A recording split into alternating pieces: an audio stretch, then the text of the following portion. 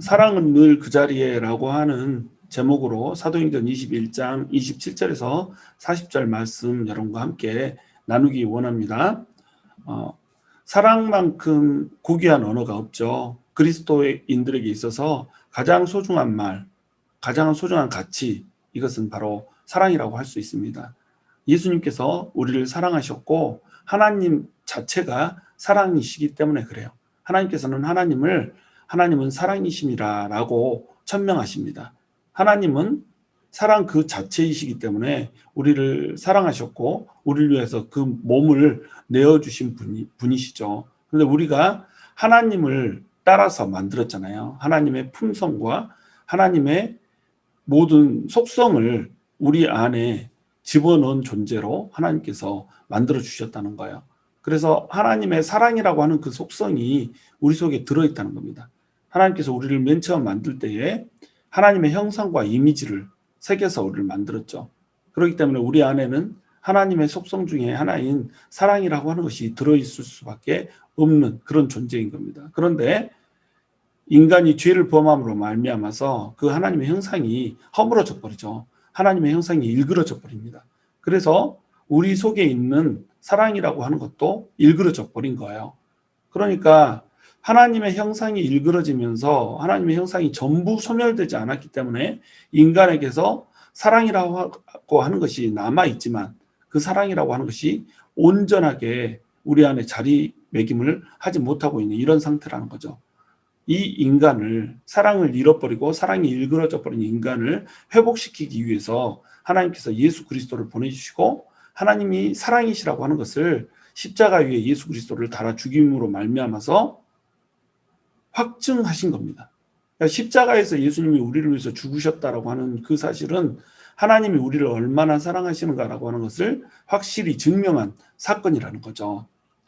그 사랑을 우리에게 주신 이유는 뭐냐면 우리가 잃어버린 하나님의 형상을 회복하라는 거예요. 잃어버린 하나님의 품성을 회복하라는 거죠. 그것을 회복하고 나면 우리가 어떻게 되겠어요? 우리의 사랑이 온전해질 수 있다는 겁니다. 그렇다면 사랑은 어떤 건가요? 사랑은 항상 그 자리에 있는 거라는 겁니다. 하나님께서 우리 인간이 죄악하고 범죄했음에도 불구하고 하나님의 사랑이 변하지 않고 늘 그 자리에 있어서 우리를 품고 또 우리를 안고 우리를 여전히 하나님의 정결한 신부로 삼아주셨던 그 모습처럼 사랑이라고 하는 것은 그런 거라는 거예요. 근데 이 세상에서 사랑이라고 하는 것은 늘 변하죠. 그래서 사랑은 움직이는 거야. 뭐 이런 광고도 있고 이렇잖아요. 사랑은 움직이는 거야. 이 말은 일견 맞죠. 사랑은 행동을 수반합니다. 그러니까 움직이는 거죠. 사랑을 하면 늘 수고를 해야 되고 사랑을 하면 늘 헌신을 해야 되죠. 그러니까 사랑은 움직이는 거 맞죠. 그런데 사랑의 대상이 움직이면 안 되죠. 사랑은 움직이는 거야. 이 말은 광고에서 이 말이 나왔을 때는 사랑의 대상이 마음에 안 들면 언제든지 그 대상을 바꿀 수 있다라고 하는 의미로 사랑에 대해서 얘기를 한 거거든요. 세상의 사랑은 이렇다는 겁니다. 세상의 사랑은 움직여서 헌신하고 움직여서 수고하는 이러한 사랑이 아니라 내 마음을 채워주는 그런 것이 사랑이라고 생각을 하는 거예요. 그러니까 사랑은 사랑이 아니라 사실은 소유고 내 욕정의 충족이라는 거죠. 그것을 사람들은 사랑이라고 혼돈한다는 겁니다. 그런데 하나님께서는 사랑은 움직이는 것이며 동시에 고정된 것이라고 얘기해요. 움직이는 것은 무엇을 위해서 움직이는 거예요? 내 손과 발이 사랑의 대상을 위해서 헌신하고 수고하고 움직이는 겁니다. 그런데 사랑은 또한 고정된 거죠. 사랑의 대상만큼은 움직이지 않고 그 자리에 있는 거예요. 우리가 죄악되었음에도 불구하고 우리가 하나님 앞에 범죄했음에도 불구하고 하나님께서 우리를 사랑하셔서 여전히 우리와 동행하시고 우리에게 하나님의 은혜를 베풀어 주시는 그것처럼 사랑은 그 대상이 움직이면 안 되고 대상이 어떠한 실수를 범하고 어떠한 잘못을 한다 할지라도 그 사랑의 대상의 허물을 완전히 덮는 것, 이것이 바로 사랑이라고 하는 것입니다. 하나님께서는 그것을 몸소 보여주셨고 또한 그것이 우리의 삶 가운데 그리스도인의 삶 가운데 동일하게 드러나기를 원하신다는 거예요. 오늘 본문은 바로 그 사랑이 어떠한 것인가 라고 하는 것을 바울을 통하여서 보여주고 있습니다. 자, 27절을 보시면 그 이레가 거의 참에 아시아로부터 온 유대인들이 성전에서 바울을 보고 모든 무리를 충동하여 그를 붙들고 이렇게 나와 있죠. 그 이레가 거의 참에 이때 그 이레는 뭐냐면 사도 바울을 그리스도인들조차도 유대인들은 반기지 않는다라고 하는 사실을 야고보가 알고 결례를 행하라고 하는 그 이레를 얘기하는 거예요. 사도 바울은 예루살렘에 왔는데 예루살렘에 예수님을 믿는다라고 하면서도 아직도 유대인의 전통에 빠져있는 이런 사람들은 사도 바울을 받아들일 준비가 되어 있지 않았어요. 사도 바울에 대한 잘못된 소문만을 듣고 사도 바울이 하나님을 배반한 사람, 모세의 율법을 깨트리는 사람, 그들의 전통을 무시하고 지키지 않는 사람, 이런 식으로 오해를 했단 말이죠. 그리고 그 오해에 따라서 사도 바울이 오면 악한 행동을 하게 될 것이라고 하는 것, 이것을 야고보는 알고 있었던 겁니다. 그래서 야고보가 사도 바울에게 결례를 행하라. 그래서 당신이 전통을 지키는 사람이라고 하는 것을 보여줘라 라고 얘기를 해서 그 결례 기간을 채웠던 거죠. 그 이래가 거의 차갈 때 아시아로부터 온 유대인들이 성전에서 바울을 발견을 한 겁니다. 그러니까 유대인 그리스도인들을 충족시키기 위해서 지금 이래 동안 결례를 행하는 것, 이것을 행하고 있는데 의외의 사람들이 나타나서 지금 바울을 발견한 거예요. 아시아로부터 온 유대인이라고 하는 말은 에베소에서 온 유대인들을 뜻하는 거예요. 아시아는 지금 현재 우리 중국, 일본 이런 데가 아시아가 아니고 한국 이런 데를 아시아라고 하는 게 아니고 성경에서의 아시아는 지금의 터키 지방을 얘기하는 겁니다. 그래서 이 아시아의 수도가 어디라고 그랬죠? 바로 에베소라고 그랬죠. 그래서 에베소가 아시아의 수도고 바울이 에베소에서 3년 동안을 사역을 했잖아요. 무려 3년을 사역했기 때문에 모든 유대인들은 바울의 얼굴을 익히 알고 있는 겁니다. 그리고 이제 이후에 보면 드로비모라고 하는 사람이 등장을 해요. 드로비모는 에베소 교회의 대표로 예루살렘에 헌금을 전해주려고 따라온 7 사절단 중에 한 명이었단 말이죠. 그러니까 드로비모를 알고 있는 이것을 보았을 때 이 사람은 에베소 사람들이었다 이렇게 볼 수가 있는 겁니다. 그래서 에베소에서부터 온 유대인들이 바울을 성전에서 알아본 거죠. 이 사람들이 알아본 이유는 에베소에서 바울이 3년 동안 사역을 했으니까 당연히 알 수밖에 없겠죠. 그래서 성전에서 바울을 발견하고 무리들이 이제 충동하기 시작한 겁니다. 그래서 바울을 붙잡은 거예요. 28절 보시면 외치되 이스라엘 사람들아 도우라. 이 사람은 각처에서 우리 백성과 율법과 이곳을 비방하여 모든 사람을 가르치는 그 자인데 또 헬라인을 데리고 성전에 들어가서 이 거룩한 곳을 더럽혔다 하니 29절 이는 그들이 전에 에베소 사람 드로비모가 바울과 함께 시내에 있음을 보고 바울이 그를 성전에 데리고 들어간 줄로 생각함이더라. 자, 이스라엘 사람들아 도우라라고 외치고 있어요. 모든 이스라엘 사람들을 지금 불러 모으고 있습니다. 그래가지고 사도 바울이 어떤 사람인지를 지금 비방하고 있는 거죠. 우리 백성과 율법과 이곳을 비방하여 이렇게 얘기하고 있습니다. 하나님의 백성들을 비방했다고 얘기하죠. 지금 하나님의 백성이라고 하는 건 누구예요? 유대인들이 보기에는 유대인들만 하나님의 백성이란 말이에요.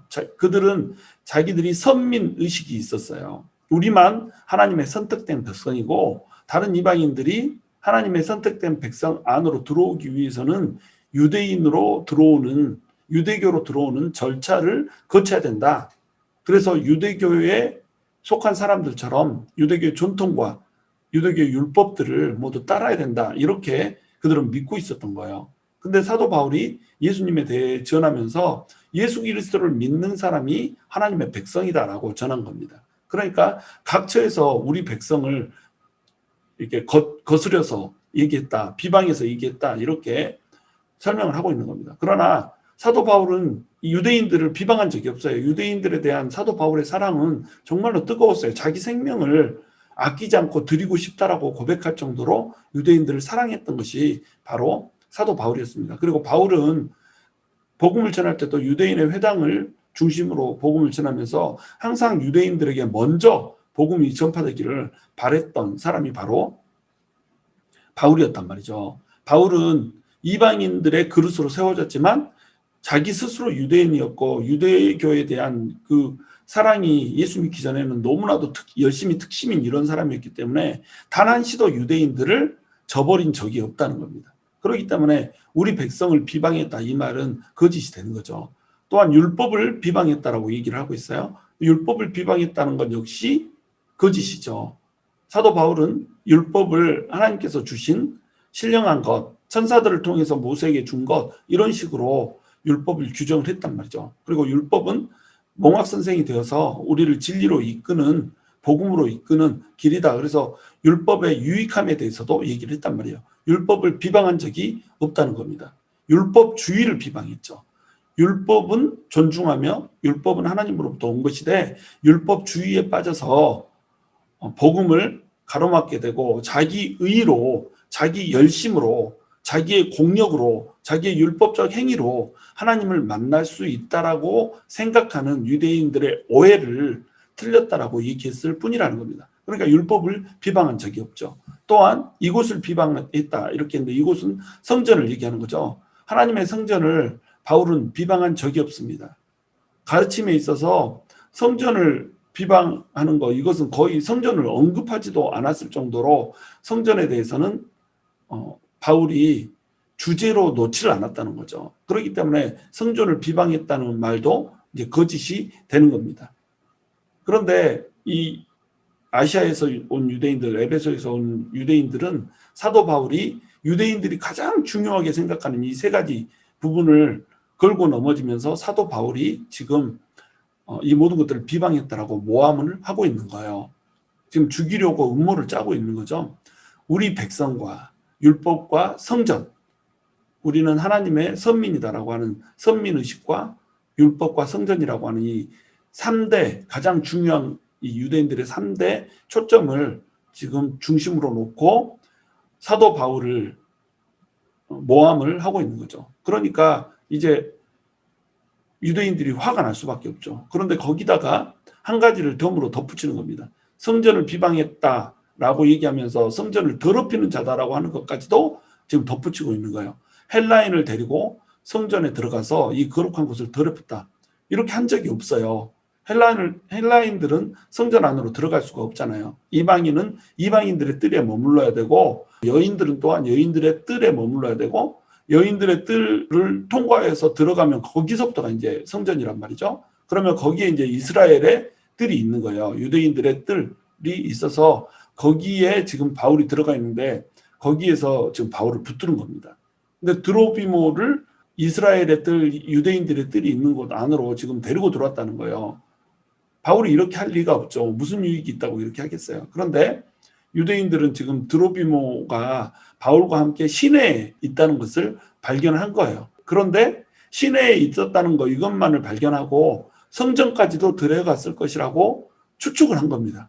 그러니까 또 장편 소설을 쓴 거죠. 시내에 바울과 함께 드로비모가 있는 것을 봤을 때 틀림없이 얘는 성전에 데리고 들어갔을 거야 이렇게 생각을 한 거죠.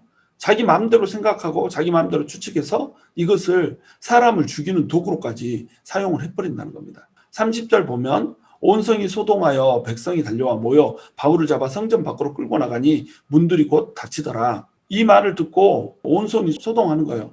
이 말이 사실인지 아닌지 좀 바울에게서 얘기를 들어봐야 될 거 아니에요. 진위를 따져봐야 될 거 아니에요. 근데 소동을 일으키면서 바울에게 달려들어서 바울을 잡아서 성전 밖으로 끌어내고 있단 말입니다. 어떤 사람들이 이 사람이 이랬다 주장하면 그냥 우르르 몰려들어서 그 사람 하나를 잡아먹어버리는 이런 일들을 지금 하고 있는 거죠.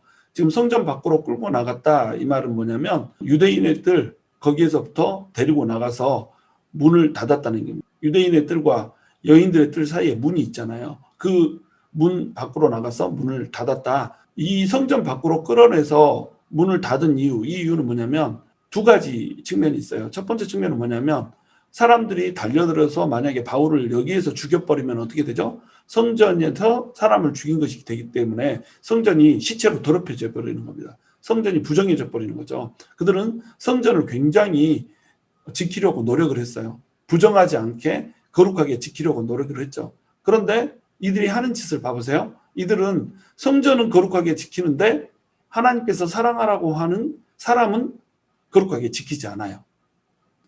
사람을 자기 마음대로 모함을 주고 그 모함한 사람에게 모함 받은 그것에 대해서 해명할 기회도 안 주고 달려들어서 이 사람을 잡아서 죽이려고 들어요. 그런데 성전 밖에서 죽이는 건 괜찮아. 성전 안에서 죽이는 건 안 돼. 이렇게 하고 있다는 겁니다. 우리가 교회 생활을 하면서도 마찬가지로 교회 안에서 거룩하면 교회 밖에서도 거룩해야 된다는 거예요. 하나님이 가르친 말씀이 소중하면 그 말씀은 교회 안에서만 지킬 뿐만 아니라 교회 밖에서도 지켜야 된다는 겁니다. 그것이 그리스도인들이 세상 사람들과 다른 거거든요. 세상 사람들은 장소에 대한 구분 같은 것을 할 필요도 없죠. 그냥 자기의 마음대로 살아도 되는 이런 사람이 하나님이 없으니까 자기 뜻대로 자기 소견에 오른 대로 행하죠. 그러나 그리스도인들은 장소가 모든 장소에 하나님이 계시기 때문에 성전 안에서뿐만 아니라 성전 밖에서도 사람을 존중하고 사람을 사랑해야 되는 이런 사람들인 거죠. 그런데 이들은 하나님을 믿는다라고 하면서도 하나님의 은혜가 없는 사람들이기 때문에 율법 하는 사람들이기 때문에 성전 안과 성전 밖이 구분이 되어버린다는 겁니다. 그래서 성전 안은 거룩한데 성전 밖은 괜찮은 거예요. 그래서 성전 밖에서 죽이겠다 이렇게 하고 있는 거죠. 이게 첫 번째 이유고, 두 번째 이유는 바울을 반드시 죽여야겠는 거예요. 근데 바울이 만약에 성전 제단에 있는 구원의 뿔을 잡아버리면 죽일 수가 없는 거예요. 이 제물을 드리는 제단에는 네 귀퉁이에 뿔이 달려 있거든요. 그래서 이 뿔을 붙잡고 있으면 뿔을 붙잡은 사람은 붙잡고 있는 동안에는 죽일 수가 없는 겁니다. 그러면 이거 붙잡고 자기 하고 싶은 말 마음대로 하고 자기를 해명할 수 있게 이렇게 돼버리는 거죠. 근데 이 유대인들은 바울을 반드시 잡아서 죽여야 되겠거든요. 그러니까 구원의 뿔을 잡지 못하게, 제단에 있는 그 뿔을 잡지 못하게 바울을 성전 밖으로 끌고 나가서 문을 딱 닫아버리는 이런 상태인 겁니다. 31절, 그들이 그를 죽이려 할 때에 온 예루살렘이 요란하다는 소문이 군대의 천부장에게 들림에 그가 급히 군인들과 백부장들을 거느리고 달려 내려가니 그들이 천부장과 군인들을 보고 바울 치기를 그치는지라. 바울을 막 구타를 하고 있죠. 그런데 소동이 일어났다는 소문이 들리기 시작한 거예요. 이건 멀리 지금 이 백성들이 있는 게 아닙니다.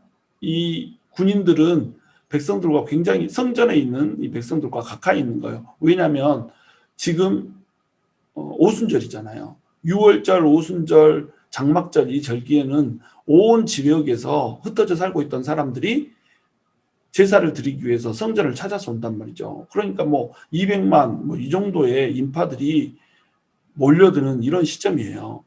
오순절에는 6월절보다 상대적으로 적은 인파가 몰려들었기 때문에 100만 이 정도가 몰려들었다고 할지라도 아직 여전히 굉장히 많은 인파들이 몰려 있는 겁니다. 그러니까 소동이 일어날 수 있는 확률이 굉장히 높죠. 그래서 이 명절이 되면 로마의 군대들이 긴장을 바짝 할 수밖에 없는 상태인 거예요. 그래서 그 주변에 군인들이 배치가 되어 있는데 소란이 일어났다, 소동이 일어났다 이 소리가 들리니까 즉각적으로 지금 출동을 한 겁니다. 그런데 출동을 한 사람이 천부장이잖아요. 천부장 밑에는 백부장들이 있잖아요. 백부장들이 오면 백부장 밑에 있는 군인들이 따라가는 거고, 백부장들이라고 이렇게 표현되어 있다. 이 말은 백부장이 적어도 2명 이상이라는 얘기잖아요. 그러니까 군인들은 지금 적어도 200명 이상이 따라간 거죠. 백부장이 5명이 따라갔다 그러면 500명이 따라간 거고, 하여튼 적어도 200명 이상의 군인들이 우르르 달려 내려가서 지금 이 상황을 정리를 하고 있는 겁니다. 하나님께서 지금 천부장이라고 하는 사람을 보내주셔서 의외의 도움의 손길을 지금 주고 있는 이런 상황인 거죠. 33절, 이에 천부장이 가까이 가서 바울을 잡아 두 쇠사슬로 결박하라 명하고 그가 누구이며 그가 무슨 일을 하였느냐 물으니, 지금 11절에 나왔던 그 예언이 그대로 이루어지고 있는 것을 보고 있어요.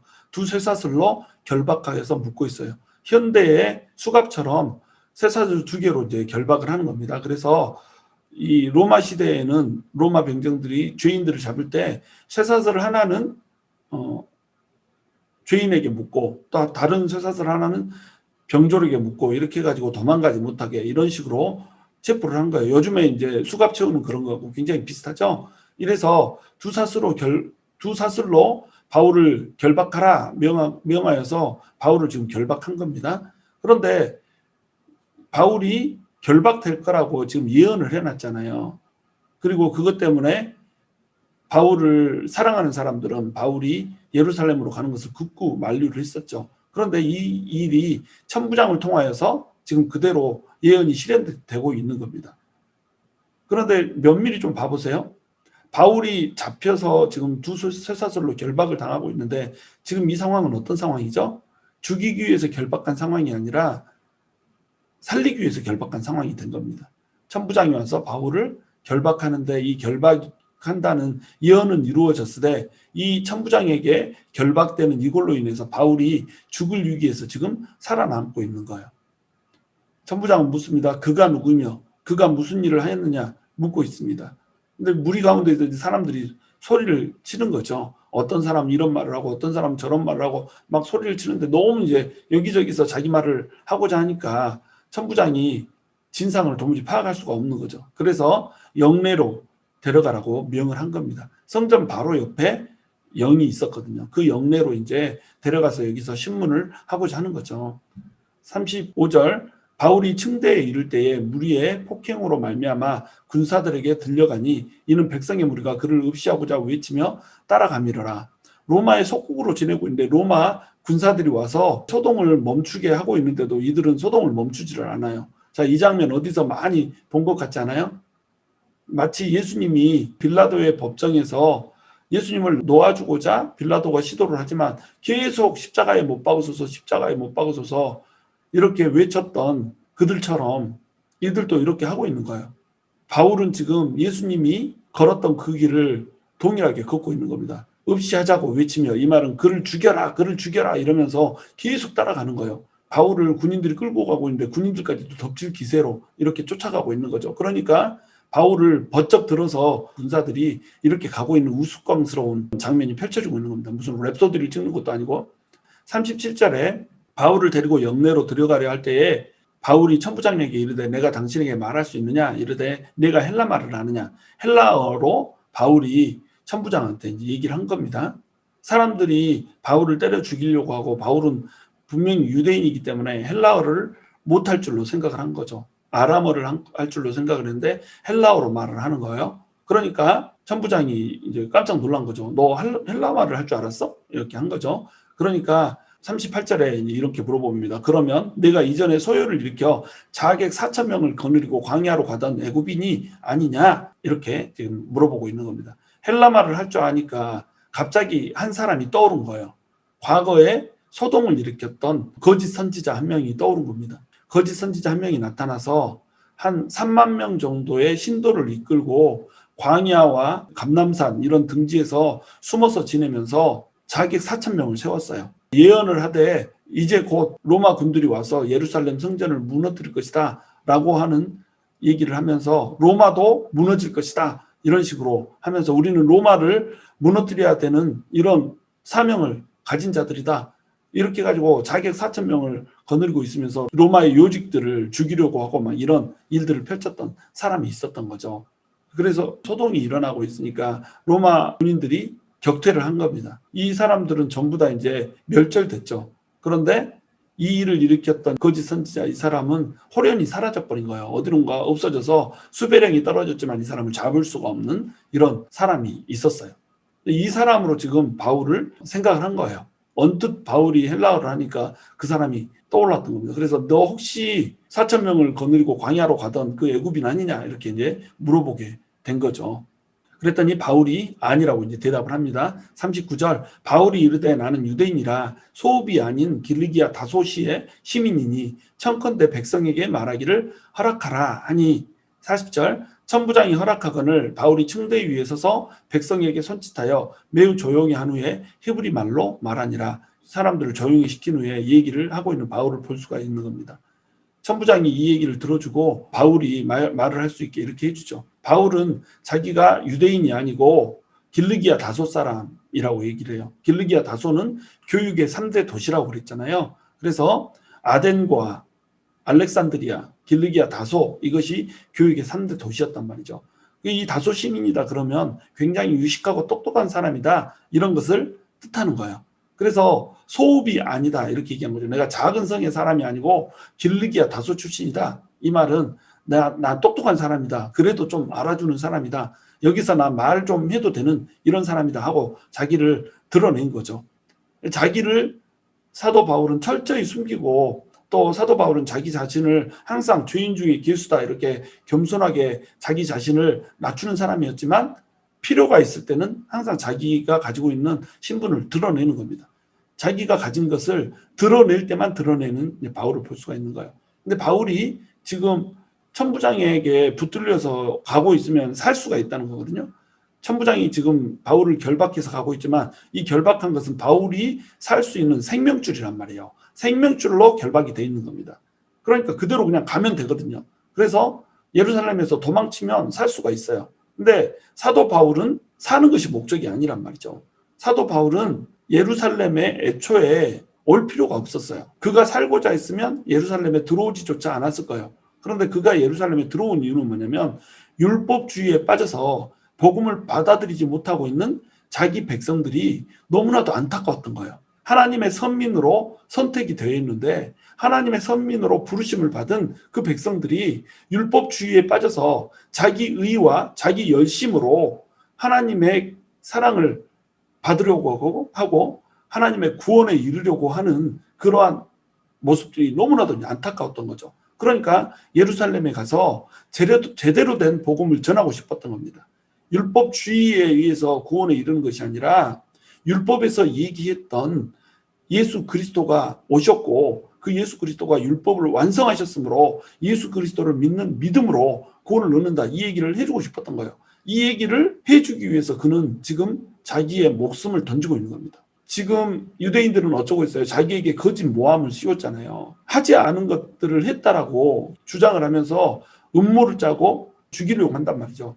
자기에게 말할 기회도 주지 않고 소동을 일으켜서 그냥 마구 때려서 죽이려고 한단 말이죠. 그 죽이려고 하는 찰나에 지금 구원받았잖아요. 자, 나를 죽이려고 했고 나를 때렸어요. 억울하게 내 말도 들어보지 않고 아무 말도 못하게 하고 입을 봉해놓고 때려 죽이려고 해요. 자, 이런 사람 여러분 사랑할 수 있겠어요? 바울은 이런 사람을 사랑했던 거예요. 예수님이 십자가에 못 박힐 때에 도살장에 끌려가는 양처럼 묵묵히 끌려갔다라고 얘기를 해요. 예수님께서 말씀하실 수 없어서 묵묵히 끌려갔을까요? 아니죠. 그 사랑 때문에, 그놈의 사랑 때문에. 십자가 위에서 예수님이 달려있을 때 유대인들이 고개를 가로저으면서 예수님에게 소리를 치잖아요. 네가 구원자이거든, 네가 하나님의 아들이거든, 십자가 위에서 내려와서 너부터 구원하라, 그 십자가를 벗으라, 이러면서 조롱을 하고 막 모욕을 하잖아요.